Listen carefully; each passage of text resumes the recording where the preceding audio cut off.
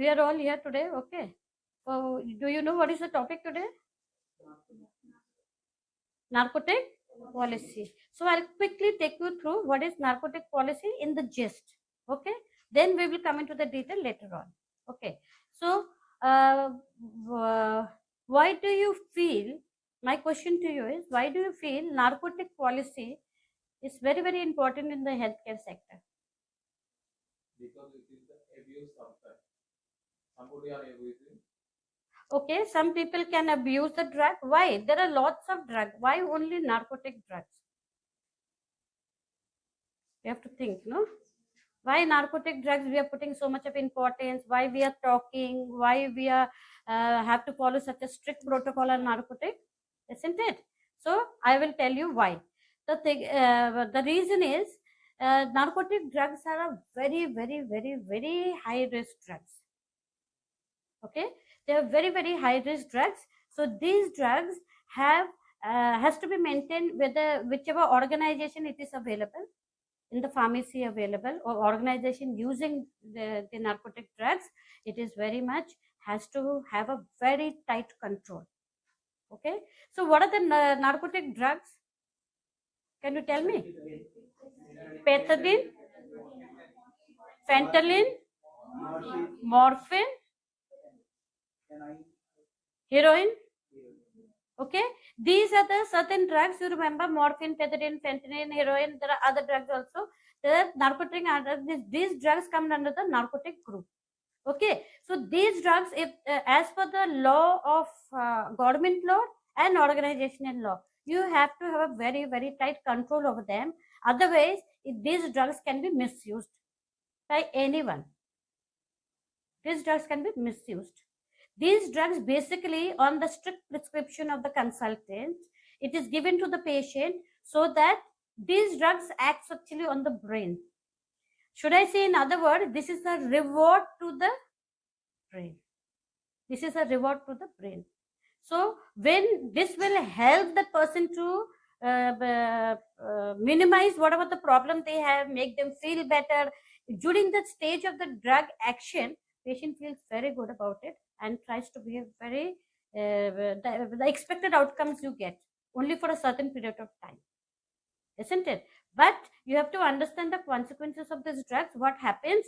These drugs again, patient may or anybody using these drugs will have a can become dependent on this drug, so which is very dangerous for them. Okay, so it is very important that we should follow certain rules and regulation when it comes to narcotic policy. So narcotic policy, if you see how you have to store the drugs, you have to store in a cupboard with lock and key. Not only lock and key, with double lock and key. With double lock and key.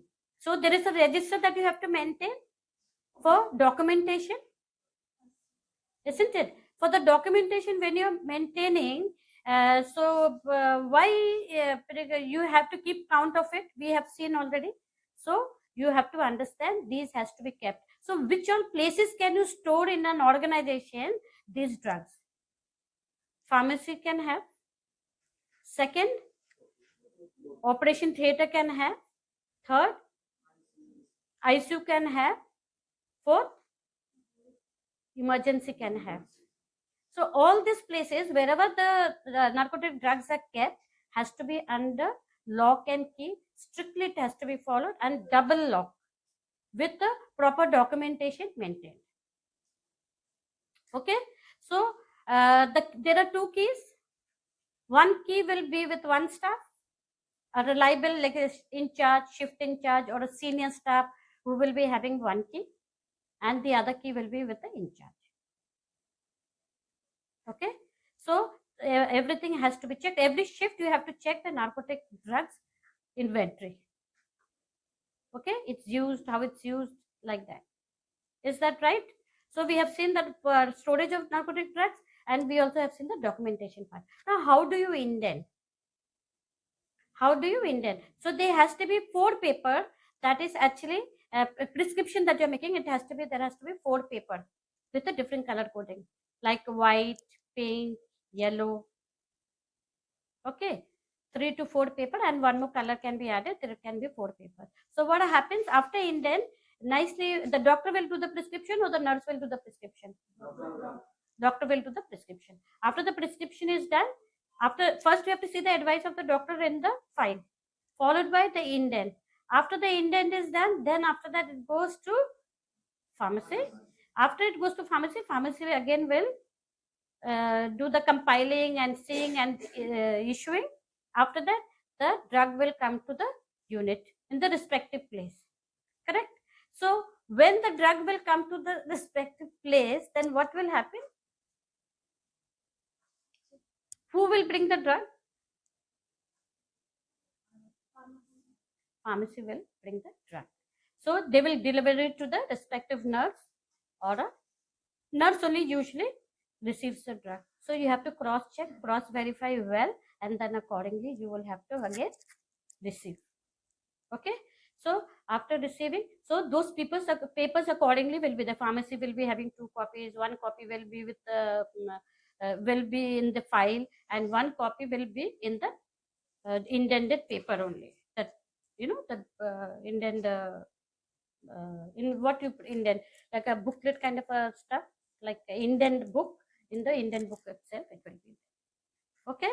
So that is there. So now we will go through quickly. I want to ask you, like, when the drug is administered, so doctor is giving an advice, so you are cross checking, then accordingly as per the advice you are administering, right?